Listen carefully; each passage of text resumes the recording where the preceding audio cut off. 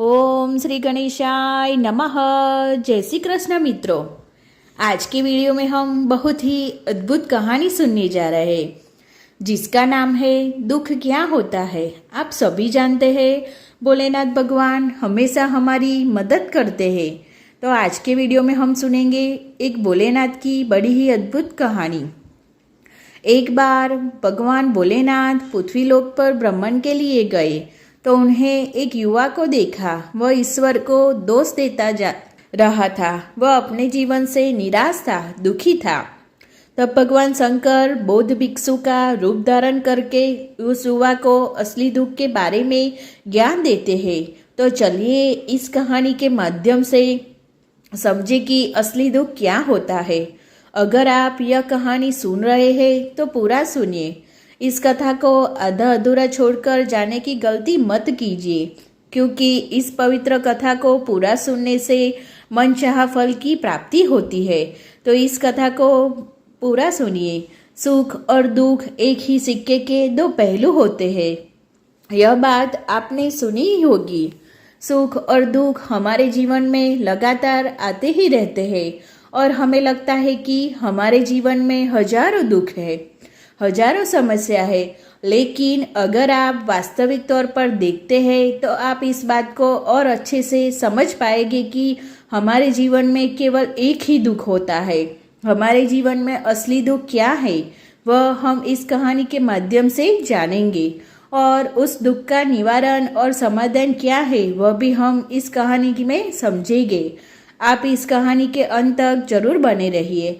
एक समय की बात है, एक गांव में एक व्यक्ति रहता था। उसका नाम मोनू था। वह बड़ा आलसी था और अपने जीवन में बहुत निराश था। उसका कारण यह था कि उसने अब तक अपने जीवन में कुछ भी हासिल नहीं किया था। वह कुछ काम भी नहीं करता था। उसके घर वाले भी इस बात से बहुत परेशान रहते थे। वे चाहते थे कि वह बाहर जाकर कुछ अच्छा काम करे, कोई अच्छी नौकरी कर ले, लेकिन वह किसी की एक नहीं सुनता था। उसके घर वाले दूसरों का उदाहरण देकर उसे ताने मारते थे, उसे तरह तरह की बातें कहते थे, लेकिन उसे कोई फर्क नहीं पड़ता था। जबकि उसके सारे मित्र कामयाब हो चुके थे। कोई अच्छा व्यापार कर रहा था तो कोई अच्छी नौकरी कर रहा था, जिसके कारण जब भी वह लोग मिलते थे वे अपनी बढ़ चढ़कर बड़ाई किया करते थे। लेकिन मोनू कुछ नहीं करता था, जिसके कारण जब भी कोई उससे पूछता कि तुम क्या कर रहे हैं तो वह कुछ नहीं कह पाता था। उसे यह कहने में बहुत शर्म महसूस होती थी कि वह कुछ नहीं करता। वह हमेशा सबसे केवल एक ही बात कहता था कि मैं कोशिश कर रहा हूँ, लेकिन उसकी कोशिश का कोई भी फल किसी को नजर नहीं आ रहा था। देखते ही देखते अब ऐसा समय आ चुका था कि मोनू सभी से मुंह छिपा फिरता ताकि कोई उससे यह ना पूछ ले कि तुम क्या करते हो, जिस कारण वो कभी किसी के सामने भी नहीं आता था। धीरे धीरे उसका मन दुखी रहने लगा था और अब वह बहुत निराश रहने लगा था। उसे अब ऐसा प्रतीत होने लगा था कि मानो वह इस धरती पर बोझ है, जिस कारण वह अपने आप को बहुत अकेला महसूस करता था, बहुत तन्हा महसूस करता था। एक दिन तो उसके मन में यह भी विचार उत्पन्न हुआ कि मेरे हाथों में कुछ है ही नहीं तो मैं क्या कर सकता हूँ।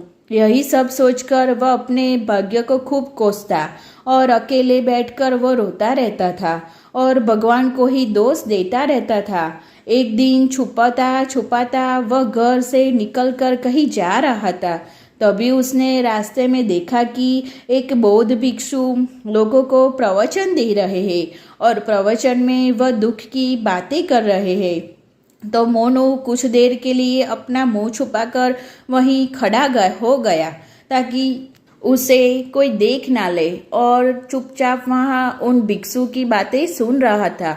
बौद्ध भिक्षु प्रवचन में कह रहे थे कि दुख हमारा सबसे बड़ा साथी है। हमें दुख अपने जीवन के बारे में बहुत कुछ समझाता सिखाता है और हमें सही तरह से जीवन जीने का तरीका भी बताता है। यह दुख हमारे गुरु की तरह है जिससे हमें सीखते रहना चाहिए। आप चाहे तो अपने जीवन में अपने दुखों को अपना गुरु बना सकते हैं और उससे सीख सकते हैं, या फिर आप चाहे तो अपने दुखों पर बैठकर रो सकते हैं, लेकिन इससे आपको कोई लाभ नहीं मिलेगा, बल्कि आपका दिन न दिन और कमजोर हो जाएंगे, निराश होते जाएंगे। मोनू छुप छुप कर उन बौद्ध भिक्षु की यह सारी बातें सुन रहा था। जैसे ही प्रवचन खत्म हुआ, वह उन बौद्ध भिक्षु के पास पहुंचा। उन्हें प्रणाम करते वह कहता है, हे महात्मा, अभी आप कुछ देर पहले दुख को गुरु बता रहे थे। आप कह रहे थे कि दुखों से हमें सीखना चाहिए, हमें उन्हें अपना गुरु बनाना चाहिए, लेकिन मैं तो अपने दुखों से परेशान हूँ, अपने जीवन से परेशान हूँ। मैंने अब तक जो दुख झेला है, मुझे तो कभी ऐसा प्रतीत ही नहीं हुआ कि मेरे दुख मुझे कुछ सिखा रहे हैं, बल्कि मुझे तो हमेशा यही लगता है कि वह मुझे पीड़ा दे रहे हैं, तकलीफ दे रहे हैं, और दुख की पीड़ा बहुत भयंकर होती है। ऐसा लगता है कि अब इसके बाद मेरा जीवन समाप्त हो जाएगा, इसके बाद हमें कुछ नहीं मिलने वाला, और यहाँ तक कि मुझे तो मेरे दुख के सामने मृत्यु भी कम लगती है। जब लोग ताने मारते हैं, जब लोग कहते हैं कि तुम क्या कर रहे हो, तब मन को बहुत ठेस पहुंचती है और मैं उनसे कुछ नहीं कह पाता। मोनू की यह सारी बातें सुनकर वह बौद्ध भिक्षुक मोनू से कहते हैं, बेटा, तुम्हें क्या दुख है और तुम दुख के बारे में ऐसी बात क्यों कर रहे हो?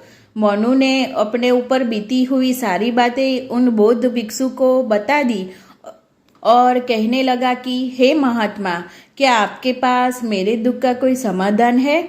मोनू की यह बात सुनकर वह बौद्ध भिक्षु मुस्कुराने लगे और मोनू से कहते हैं, बेटा, जब तुम्हारे जीवन में कोई असली दुख आए तब तुम मेरे पास आना, तब से मैं उसका समाधान तुम्हें अवश्य बताऊंगा। उन बौद्ध भिक्षु की यह बात सुनकर मोनू थोड़ा सा अचरज में पड़ गया। उसे यह समझ नहीं आ रहा था कि क्या उसने अब तक जो दुख झेला है वह असली दुख नहीं है। उसने अब तक पीड़ा सही है, जो ताने सहे है, जो तकलीफें उठाई है, क्या वह असली दुख नहीं है? आगे वह मन में ही मन अपने आप से कहता है कि जब मुझे मेरे अपने ही नहीं समझ पाए तो यह बौद्ध भिक्षु मुझे क्या समझेंगे। इतना सोचकर वह वहां से चला गया। मोनू सभी लोगों के ताने सुन सुनकर बहुत थक चुका था। वह बहुत निराश हो चुका था, जिसके कारण उसने निर्णय लिया कि वह अब कुछ करके दिखाएगा। उसने अपने पिता से थोड़ा सा रुपया लिया और उस रुपया से उसने एक व्यापार शुरू किया। उसके पिता बहुत खुश थे कि कम से कम मेरा बेटा कुछ करने का प्रयास तो कर रहा है, लेकिन उसे व्यापार में कोई सफलता नहीं मिल रही थी, जिसके कारण वह बहुत ही निराश हो चुका था। उसे यह समझ नहीं आ रहा था कि वह क्या करे, किस तरह से अपने व्यापार को आगे बढ़ाए।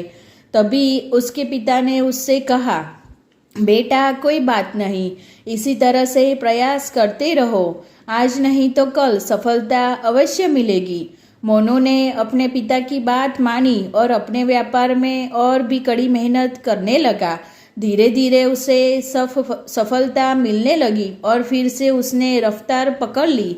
देखते ही देखते केवल 3 सालों के अंदर वह एक बहुत बड़ा व्यापारी बन गया। अब उसे पसंद करते थे कि उसकी चिंता करते थे, उसके कार्यों की सराहना करते थे। उसके माता पिता भी अब अपने बेटे से बहुत खुश थे और उसकी सफलता से वे अत्यंत प्रसन्न थे। धीरे धीरे मोनू के मित्रों की संख्या लगातार बढ़ती ही जा रही थी। मोनू के कुछ मित्रों ने उसे यह भी सलाह दी कि उसे अपना व्यापार और तेजी से बढ़ाना चाहिए, उसे और फैलाना चाहिए। मोनू के दोस्त ने सलाह दिया कि जब तुम आज केवल इस नगर के सबसे बड़े व्यापारी हो, तो जब तुम इतना खुश हो, तुम्हारे साथ इतने सारे लोग हैं, वहीं पर तुम सोचो कि जब तुम इस राज्य के सबसे बड़े व्यापारी बन जाओगे, तब तुम्हारे यहाँ पर लोगों की भीड़ लग जाएगी। लोग तुमसे मिलने के लिए समय निकालेंगे। यहाँ तक कि इस राज्य का राजा भी तुमसे मिलना चाहेगा, तुम्हारी तारीफ करेगा, और यदि कभी ऐसी जरूरत आन पड़ी तो वह तुमसे धन भी उधार लेने के लिए अवश्य आएगा। मोनू को अपने उस दोस्त की यह बात बहुत पसंद आई। मोनू ने सोचा कि मेरे मित्र सही कह रहे हैं, मुझे अपने व्यापार को और बड़ा करना चाहिए और फैलाना चाहिए, तभी तो हर कोई मेरे बारे में जान सकेगा, हर कोई मुझे पहचान का। उसके बिना देरी किए अपने समय को बिना गवाए अपने व्यापार और मेहनत करने लगा। लेकिन अब की बार उसके मन में धैर्य नहीं था, जिसके कारण उसने कुछ अनुचित कदम उठाए ताकि उसका व्यापार जल्दी से जल्दी और बड़ा हो जाए। उसने कई लोगों से अधिक मात्रा में धन उधार ले लिया, जिससे उसके ऊपर अब काफ़ी कर्ज हो चुका था। और इतना ही नहीं, वह यहाँ पर भी नहीं रुका। उसने अधिक से अधिक मुनाफा कमाने के चक्कर में अपने माल की गुणवत्ता को भी खराब कर दिया था, जिससे अब उसके माल में वह बात नहीं रही थी जो पहले हुआ करती थी। लेकिन वह अपने मित्रों की बात सुनता रहा। जैसा उसके मित्र कहते थे वह वैसा ही करता चला जा रहा था, यहाँ तक कि उसने अपने व्यापार को और भी तीव्रता से बढ़ाने के लिए अपने दूसरे छोटे व्यापारियों के खिलाफ षड्यंत्र भी रचने शुरू कर दिए थे, जिस कारण उसके मन में अब पहले जैसा वह सुकून नहीं था। अब उसे रातों की नींद नहीं आती थी। वह केवल एक ही विचार में लगा रहता था कि किस तरह से उसका व्यापार पूरे राज्य में फैल जाए और वह इस राज्य का सबसे बड़ा व्यापारी बन जाए। वह दिन रात केवल इसी मेहनत में लगा रहता था कि उसका व्यापार जल्दी से जल्दी और बड़ा हो जाए। हालांकि उसे पास अब सब कुछ था, धन दौलत, अच्छा घर, गाड़ियाँ, नौकर चाकर, सभी तरह की सुख सुविधाएं थी, लेकिन उसके बावजूद भी वह उन चीज़ों का लाभ नहीं उठा पा रहा था, क्योंकि उसका पूरा ध्यान केवल अपने व्यापार को अधिक से अधिक उन्नति की तरफ ले जाना था। एक दिन मोनू अपने रथ पर बैठकर एक मार्ग से होकर गुजर रहा था। तभी रास्ते में उन्हीं गुरुवर का आश्रम पड़ा।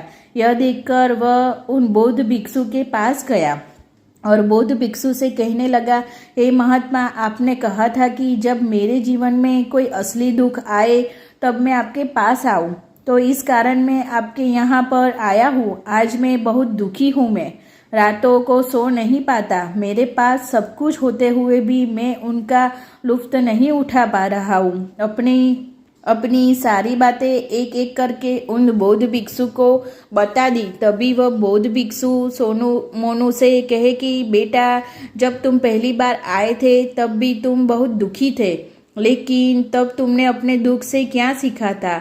इसके जवाब में मोनू उन बौद्ध भिक्षु से कहता है कि हे महात्मा, जब मैं अपने जीवन में कुछ नहीं कर पा रहा था तब मैंने अपने दुखों से यह सीखा था कि केवल सोचने मात्र से कुछ नहीं होगा, उसके लिए हमें कुछ करना भी पड़ेगा। और केवल कोई कर्म करना ही हमें सफलता नहीं बनाता, बल्कि उस कर्म को उसके अंजाम तक पहुंचाना हमें सफल बना देता है।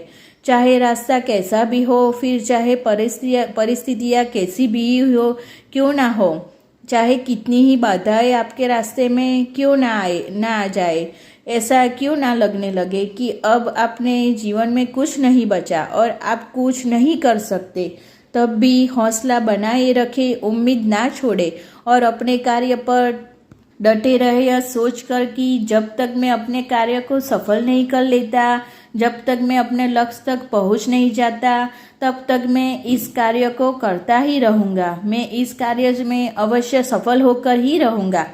जबकि बाकी लोग केवल सफल लोगों को महत्व देते हैं, उनके कर्मों को नहीं। मोनू की यह सारी बातें सुनकर वह बौद्ध भिक्षु मुस्कुराने लगे और मोनू से कहते हैं, बेटा, जब तुम्हारे जीवन में असली दुख आया तब तुम मेरे पास आना, मैं तुम्हारी समस्या का समाधान अवश्य करूँगा। इतना कहकर वह बौद्ध भिक्षु वहाँ से उठकर चले गए। मोनू एक बार फिर से उनकी यह बातें सुनकर आश्चर्यचकित रह गया। उसे यह समझ नहीं आ रहा था कि उसने जो दुख देखा है, उसने जो तकलीफ अब तक सहा है, क्या वह असली दुख नहीं है? उसके मन में अब एक सवाल उत्पन्न होने लगा कि असली दुख क्या है और इसकी पहचान क्या है। मुझे कैसा पता चलेगी कि इस समय में मैं असली दुख में हूँ या नहीं। लेकिन उससे भिक्षु कुछ नहीं कहा। जब वह यह सब सोच ही रहा था कि तभी वह बौद्ध भिक्षु मोनू के पास एक बड़ा सा घड़ा लेकर पहुंच जाते हैं। उस घड़े के अंदर सोने के सिक्के थे। वह उस घड़े को देते हुए वह बौद्ध भिक्षु मोनू से कहते हैं, बेटा तुम उसे उस पेड़ के नीचे दबा दो, क्योंकि यह मेरे किसी काम का नहीं है। जब मुझे उसकी ज़रूरत पड़ेगी तब मैं वहाँ से खोद कर इसे निकाल लूँगा, लेकिन अभी के लिए इसे वहाँ पर मिट्टी के नीचे दबा दो। मोनू ने उस बौद्ध भिक्षु की बात मान ली और वह घड़ा उस पेड़ के नीचे मिट्टी में दबा दी। इतना करके वह गुरुवर को प्रणाम कर वहाँ से वापस अपने घर की ओर लौट जाता है। धीरे धीरे समय बीतता गया। समय के साथ साथ सोनू व्यापार में और भी ज़्यादा उन्नति कर चुका था, लेकिन माल की गुणवत्ता अच्छी न होने के कारण अब उसके व्यापार में घाटा होने लगा और धीरे धीरे ऐसा समय आया कि उसका व्यापार पूरी तरह से चौपट हो गया। अब उसके पास कुछ नहीं बचा था, बल्कि उसने जो कर्जे लिए थे वह भी कर्ज भी अब उसके चुकाने के थे।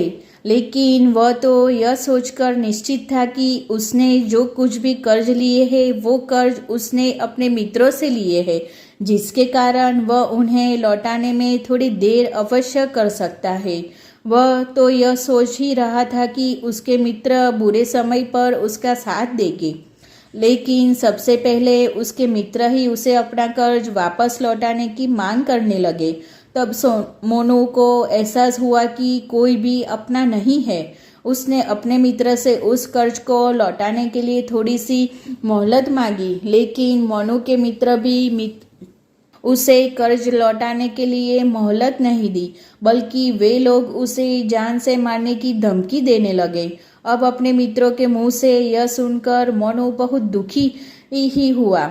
आश्चर्यचकित रह गया कि जो कुछ सोच रहा था सब कुछ उल्टा पड़ गया। जिस व्यापार के चलते इसके मित्र बने थे, उस शुभचिंतक बने थे, वे सब उसके दूर जाने लगे थे। हर कोई उससे पीड़ा पूछना नहीं चाहता था, कोई भी उसका साथ नहीं देना चाहता था। धीरे धीरे उसकी सारी संपत्ति नीलाम हो गई। अब उसके पास कुछ नहीं बचा था। वह सड़क पर आ चुका था। उसने हार मानकर अपने माता पिता से कहा, पिताजी मेरी मदद कीजिए, मेरे ऊपर बहुत कर्ज है, मुझे उसे लौटाना है, कृपा करके मुझे थोड़ा सा धन दे दीजिए। इस पर मोनू के पिता ने मोनू से कहा, बेटा मेरे पास तो ले देकर बस यही एक छोटा सा घर है, और अगर यह मैं तुम्हें दे दूँ या इसे बेच दूँ तो मैं और तुम्हारी माँ कहाँ रहेंगे। हमें भी दर दर की ठोकर खानी पड़ेगी, हमें भी सड़कों पर भीख मांगनी पड़ेगी। ले देकर अब हमारे पास केवल यही संपत्ति बची है, इसलिए मैं तुमसे क्षमा मांगता हूँ। मैं तुम्हारी सहायता नहीं कर सकता। अपने माता पिता के मुख से यह सुनकर मोनू चुपचाप वहाँ से चला गया और मन ही मन सोच रहा था कि अब मेरे पास कुछ नहीं बचा, जो था वह तो सब लूट गया, बर्बाद हो गया। अब मैं जीकर क्या करूं? अब मेरे पास केवल एक ही रास्ता है जिससे मैं अपने कर्जदार से अपना पीछा छुड़ा सकता हूँ। यह सोचता हुआ वह एक ऊंची पहाड़ी की ओर पहुंचा। वह पहाड़ी पर चढ़ता ही जा रहा था कि तभी उसे याद आया कि उन बौद्ध भिक्षु ने कहा था कि जब तुम पर असली दुख आए तभी तुम मेरे पास आना, मैं तुम्हारी समस्या का समाधान अवश्य करूँगा। यह सोचकर मोनू के मन में एक बार फिर उम्मीद की वह लहर दौड़ पड़ी। मोनू तुरंत दौड़ता हुआ उन बौद्ध भिक्षु के पास पहुंचा और उन्हें प्रणाम करके अपने ऊपर बीती हुई हर एक बात उन्हें बता दी और कहने लगा, हे महात्मा, आपने कहा था कि जब मेरे ऊपर असली दुख आएगा तब आप उसका समाधान अवश्य करेंगे। अब वह समय आ गया है। तभी वह बौद्ध भिक्षु मोनू की इस बात को सुनकर मुस्कुराने लगे और कहते हैं, बेटा कहाँ से असली दुख? जब तुम्हारे जीवन में असली दुख आएगा तो मैं उसका समाधान अवश्य करूँगा। उन बौद्ध भिक्षु के मुख से यह सुनकर मोनू के सब्र का बांध टूट गया और मोनू ने उन बौद्ध भिक्षु से कहा, हे महात्मा, आखिर असली दुख क्या होता है? क्या मैंने आज तक जो भी दुख झेला है, जो भी तकलीफ आज तक मैंने सही है, क्या वह दुख नहीं है? क्या इसे दुख नहीं कह सकते? तभी वह बौद्ध भिक्षु मोनू से कहते हैं, बेटा, पहले तो मुझे यह बताओ कि तुमने अपने दुख से क्या सीखा। इसका जवाब देते हुए मोनू उन बौद्ध भिक्षु से कहता है, हे महात्मा, मैंने तो यही सीखा है कि जो लोग तुम्हारी तरक्की में तुम्हारे साथ रहते हैं, तुम्हारे साथ जुड़ते हैं, वह लोग तुम्हें अवश्य धोखा देते हैं, क्योंकि ऐसे लोग बुरे समय पर तुम्हारा साथ नहीं देने वाले बल्कि तुम्हारा फायदा उठाने का ही वह प्रयास करेंगे। इसलिए ऐसे लोगों पर भरोसा ना करो, बल्कि जो लोग तुम्हारे असफलता के समय तुम्हारे बुरे समय पर तुम्हारे साथ खड़े हैं, वही तुम्हारे असली मित्र है और वही तुम्हारे साथ रहते हैं। और ऐसे लोग तुम्हें बहुत कम मिलते हैं। जिन्हें भी ऐसे लोग मिलते हैं, उन्हें हमेशा उनकी कद्र करनी चाहिए। आगे मोनू उन बौद्ध भिक्षु से कहता है कि जब तुम कोई कार्य कर रहे हो तो उसे पूरी ईमानदारी से करो, धैर्य रखो, लालच ना करो और अपने लक्ष्य तक पहुंचने के लिए किसी से भी कोई षड्यंत्र ना रचो, क्योंकि ऐसा करने से तुम्हारे साथ ही बुरा होगा और तुम ही हमेशा नुकसान में रहोगे। मोनू की यह सारी बातें सुनकर बौद्ध भिक्षु उसे पेड़ के पास पहुंचे, उन्हें गड्ढा खोदा और वहां घड़ा निकालकर उसे मोनू के हाथों में थमा दिया, जिसमें सोने के सिक्के भरे हुए थे। वह घड़ा मोनू के हाथ में थमा हुआ उन्हें बौद्ध भिक्षु ने कहा, लो इसे पकड़ो और जब तुम्हारे जीवन में असली दुख आए तब तुम मेरे पास आना, मैं उसका समाधान अवश्य करूंगा। मोनू अब भी बड़ी अचरज में था। उसे यह समझ नहीं आ रहा था कि आखिर यह असली दुख क्या है, लेकिन उसने अपने हाथों में उस घड़े को देखा जिसके अंदर सोने के सिक्के थे। यह देखकर उसे मन ही मन यह सोचने लगा कि चलो अब तो थोड़ी सी राहत अवश्य हो जाएगी, मैं अपने मित्र का वह कर्ज लौटा सकूंगा और एक नया व्यापार भी फिर से आरंभ कर सकूंगा। फिर उसने उन बौद्ध भिक्षु को प्रणाम किया, उनका धन्यवाद किया और वहां से चल पड़ा। मोनू ने उस सोने के सिक्कों से सभी का कर्ज लौटा दिया और अपने लिए एक बार फिर से नया व्यापार शुरू किया। व्यापार छोटा था, लेकिन अब की बार मोनू बहुत खुश था। उसने पूरी ईमानदारी, मेहनत और लगन के साथ अपने व्यापार पर काम किया और देखते ही देखते एक बार फिर से वह बड़ा व्यापारी बन गया। लेकिन अब की बार मोनू बहुत खुश था, क्योंकि इस बार उसने कोई लालच नहीं की, ना ही किसी के लिए षड्यंत्र रचा, बल्कि उसने पूरी ईमानदारी और मेहनत के साथ अपने व्यापार पर काम किया। लेकिन दोस्तों, जैसे जैसे आप धनी होते जाते हैं, जैसे जैसे आप अमीर बनते हैं, आपके मन में एक और डर उत्पन्न होने लगता है कि कहीं आप अपनी दौलत को ना खो दो, जिस कारण आप दान करना, पुण्य करना शुरू कर देते हैं, लोगों की मदद करते हैं, ताकि आपके जीवन में कभी कोई दुख ना आए। लेकिन यह जीवन सुख और दुख का संगम है, जिस कारण हर किसी को सुख और दुख से होकर गुजरना ही पड़ता है। इसी वजह से एक बार फिर से मोनू के जीवन में एक और दुख उत्पन्न हुआ। अब की बार उसके माता और पिता दोनों की मृत्यु हो गई। मोनू अपने माता पिता से बहुत प्रेम करता था, जिसके कारण उसके मन को बहुत गहरा आघात पहुंचा। जब आखिर बार उन्हें देख रहा था तो उसके मन में हजारों सवाल उत्पन्न होने लगे। वह अपने घर लौटा। अपने घर लौटकर उसने देखा कि जिस संपत्ति के लिए वह हमेशा चिंतित रहते थे, आज उसकी देखभाल के लिए कोई नहीं था। उसके माता पिता ने जो भी मेहनत की थी, जो भी अपने जीवन में इकट्ठा किया था, वह सब यहीं रह गया।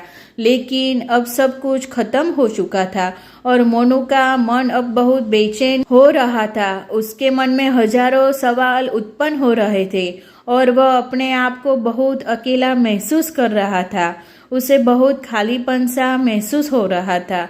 उसे समझ नहीं आ रहा था कि वह क्या करे। तभी उसे उन बौद्ध भिक्षु की याद आई, वे तुरंत ही भागा भागा उन बौद्ध भिक्षु के पास पहुंचा।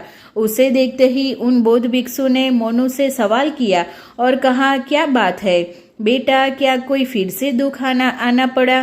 तभी मोनू ने कहा, नहीं गुरुदेव, अब तो सब कुछ ठीक है, लेकिन आज मेरे माता पिता की मृत्यु हो गई और मैं बहुत अकेला और खालीपन सा महसूस कर रहा हूँ। मैं बहुत दुखी महसूस कर रहा हूँ। तभी वह बौद्ध भिक्षु मोनू से कहते हैं, बेटा, इसमें दुखी होने वाली बात क्या है? यह तो जीवन है, एक दिन तो सभी को जाना है। यहाँ पर कोई भी रहने नहीं आया और ना ही कोई रहेगा। हम सब एक ना एक दिन मृत्यु को प्राप्त हो ही जाएंगे और मृत्यु कब आएगी यह किसी को नहीं पता हो सकती है। तुम्हारी मृत्यु कल ही हो जाए या फिर आज और अभी। यह सुनकर मोनू आश्चर्यचकित रह गया। उसने उन बौद्ध भिक्षु से कहा, हे महाराज, आप यह क्या कर रहे हो? मैं तो अभी जवान हूँ और मुझे तो अभी अपनी पूरी उम्र जीना है। मैं तो जीना चाहता हूँ, कुछ करना चाहता हूँ, और आप कह रहे हैं कि कभी भी मृत्यु को प्राप्त हो सकता हूँ। इस पर वह बौद्ध भिक्षु मोनू से कहते हैं, बेटा, इस भ्रम में मत रहना कि मृत्यु केवल बूढ़े लोगों को आती है। बूढ़ों के सामने तो उनके जवान बच्चे बच्चे तक मर जाते हैं, लेकिन मृत्यु कभी किसी की उम्र देखकर नहीं आती और ना ही किसी को बताकर आती है। उन बौद्ध भिक्षु के मुख से यह सारी बातें सुनकर मोनू और भी ज्यादा बेचैन हो गया। वह चुपचाप वहां से चला गया। उसके मन का वह खालीपन अब भी वैसे ही था। वह अब भी अपने आप को बहुत अकेला महसूस करता था। उसके बाद से उसका मन अपने व्यापार में भी नहीं लगा था। जब भी वह कोई कार्य करता था तो उसके मन में ढेर सारे प्रश्न उठने लगते थे कि वह क्या कर रहा है, क्यों कर रहा है और इसने उस कार्य को क्यों शुरू किया। उसके मन में अब एक और प्रश्न उत्पन्न होने लगा कि क्या हम यहाँ पर केवल इसलिए आते हैं कि इस जीवन को भोगो और एक दिन मृत्यु को प्राप्त हो जाए। वह यह समझ नहीं पा रहा था कि जीवन का असली मतलब क्या है। उसने कई विद्वानों से पूछा, अपनी तरफ से जो मुमकिन हो सकता था खोजबीन की, लेकिन उसे कोई भी जवाब नहीं मिल पा रहा था। और जब उसे कोई जवाब नहीं मिल पा रहा था तो उसका दुख और भी बढ़ गया, जिस कारण उसके मन में बेचैनी और भी बढ़ चुकी थी और उसे यह समझ नहीं आ रहा था कि वह क्या करे, कहाँ जाए, किससे पूछे। तभी उसे फिर से उन बौद्ध भिक्षु की याद आई। वह एक बार फिर से उन बौद्ध भिक्षु के पास पहुंचा और उसने अपने मन की सारी बातें उन गुरुवर को बता दी। तब भी वह बौद्ध भिक्षु मुस्कुराने लगे और मोनू से कहते हैं, बेटा, आज पहली बार तुम्हारे जीवन में असली दुख उत्पन्न हुआ है।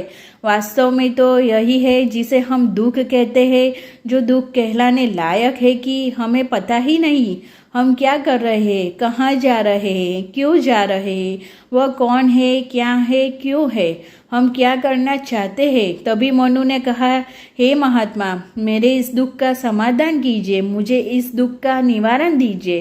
तभी वह बौद्ध भिक्षु मोनू से कहते हैं, हम सबके अंदर क्रोध, लालच, अहंकार जैसी कई वासनाएं हमारे अंदर घर करके बैठ जाती है, जिस कारण हम अपने जीवन को टुकड़ों में जीते हैं और हमारी चेतना कभी एक नहीं हो पाती। हम कभी एक जगह सोच नहीं पाते और हमारी ऊर्जा शक्ति भी पूरी तरह से छिन्न भिन्न हो जाती है। आजकल के इस दौर में हमारे पास तो इतना भी समय नहीं है कि हम एक पल निकाल करके एक पल के लिए अपने आप को देख सके, अपने आप को समझ सके, जीवन का सही अर्थ समझ सके। वास्तविकता में हर कोई यहाँ पर अपने जीवन भर केवल दुख दूर करना कहकर चिल्लाता रहता है, उसका समाधान निकालने का हर मुमकिन प्रयास करता है, लेकिन जिसे हम दुख समझते हैं वह तो दुख है ही नहीं, तो इसका समाधान आपको कहाँ से मिलेगा। यह तो परिस्थितियों है जिसके कारण हम अपने आप को दुखी समझते हैं, हम अपने आप को तकलीफ में समझते हैं। जैसे ही हम एक परिस्थिति से निकलते हैं और फिर किसी दूसरी परिस्थिति में फंस कर रह जाते हैं, जिस प्रकार हम पहली समस्या का सामना करते हैं उसी प्रकार हम दूसरी समस्या का भी सामना करते रहे। और जब हम इन परिस्थितियों से हार मान लेते हैं, जब हमें लगता है कि अब कोई रास्ता नहीं बचा, तब हमारे सामने हमें केवल एक ही रास्ता नजर आता है और वह है मृत्यु। लेकिन यह कोई समाधान नहीं है, यह कोई रास्ता नहीं है। इसलिए यदि आप सचमुच अपनी समस्याओं का समाधान चाहते हो तो अपने आप को एक ही बार में समझने का प्रयास कीजिए। अपने जीवन में उद्देश्य और अर्थ समझाने का प्रयास कीजिए। तभी मनु उन बौद्ध भिक्षु से कहता है, हे महाराज, तो क्या हमें इस जीवन को नहीं जीना चाहिए? क्या हमें अपनी इच्छाओं को नहीं पूरा करना चाहिए? तभी वह बौद्ध भिक्षु मनु के इस सवाल का जवाब देते हुए कहते हैं कि हमें किसी से भी अत्यधिक लगाव नहीं रखना चाहिए। हमें अपनी इच्छाओं को वश में रखना चाहिए। हमें संपत्ति बहुत अधिक इकट्ठा नहीं करनी चाहिए, क्योंकि हम मनुष्य की इच्छाएं, कामनाएं, वासनाएं ऐसी होती है जैसे मानो कि एक पर्वत से गिरता हुआ झरना, जिस पर किसी का कोई नियंत्रण नहीं है सिवाय देखते रहने और परेशान होने के। लेकिन जब तुम अपने जीवन का अर्थ समझने लगे हो, तब तुम अपने आप को पहचान जाते हो, समझ जाते हो, तब तुम अपने इस जीवन पर नियंत्रण पा सकते हो। तब तुम्हारी सभी इच्छाएं, कामनाएं, वासनाएं भी तुम्हारे वश में हो जाती है और फिर तुम चाहो तो उनको नियंत्रित भी अवश्य कर सकते हो। गुरुदेव की यह सारी बातें सुनकर मनु ने गुरुदेव से कहा, हे महाराज, आपका बहुत बहुत धन्यवाद। आपने मेरी सबसे बड़ी समस्या का समाधान आज कर दिया है। मैं आज से अपने जीवन को एक नई ऊर्जा के साथ आरंभ करूंगा और अपने जीवन की ऊर्जा शक्ति को सही कार्य में लगाऊंगा। तो मित्रों, मानव शरीर में बहुत ऊर्जा है, बहुत शक्ति है, पर वह बेकार के कामों में लग जाती है, जिसके कारण हमारा जीवन भी बेकार की चीज़ों में लगा रहता है और हम कभी भी इस पर अपना ध्यान नहीं देते। हम कभी भी अपनी ऊर्जा को केंद्रित नहीं करते। अपने जीवन का वास्तव में क्या अर्थ है, यह हम समझाने का प्रयास नहीं करते। हम अपने जीवन में हमेशा अपने आप से, भगवान से सवाल करते रहते हैं कि हमारे जीवन में इतना दुख क्यों है। हम सभी के मन में यह सवाल तो अवश्य ही उठता है और इसका जवाब यह है कि ईश्वर यह चाहता है कि हम अपने जीवन के अंतिम दुख तक पहुंच सके, उस गहराई तक पहुंच सके जहां पर हमें यह पता चले कि हम अभी तक अपने आप को नहीं समझा, अपने आप को नहीं पहचाना, अपने जीवन को समझा नहीं। मानव शरीर के अंदर जो ऊर्जा है, जो शक्ति है, उसके बारे में हम अभी तक नहीं जानते। हम अपने आप को चाहे तो एकत्रित कर सकते हैं, अपने आप पर नियंत्रण पा सकते हैं, लेकिन हम अपनी ऊर्जा का व्यर्थ उपयोग करते हैं, व्यर्थ ही चीज़ों में लगा देते हैं, जिस कारण हम अपने आप को कभी नहीं पहचान पाते और ना ही कभी अपने आप पर नियंत्रण पा सकते हैं। लेकिन यदि आप अपने आप को जानना चाहते हैं, अपने आप को पहचानना चाहते हैं, तो पहले आपको खुद को एकत्रित करना होगा, अर्थात ध्यान लगाना होगा। ध्यान लगाने से ही आप अपने दुखों की समस्याओं का समाधान निकाल सकते हैं और तभी आप अपने आप को पहचान सकते हैं, जान सकते हैं और अपने जीवन के हर दुखों का समाधान भी कर सकते हैं। उम्मीद है कि आप सभी को यह वीडियो अच्छी लगी होगी। अगर आपको ये वीडियो अच्छी लगे तो लाइक, सब्सक्राइब और शेयर जरूर करना। जय श्री कृष्ण मित्रों, धन्यवाद।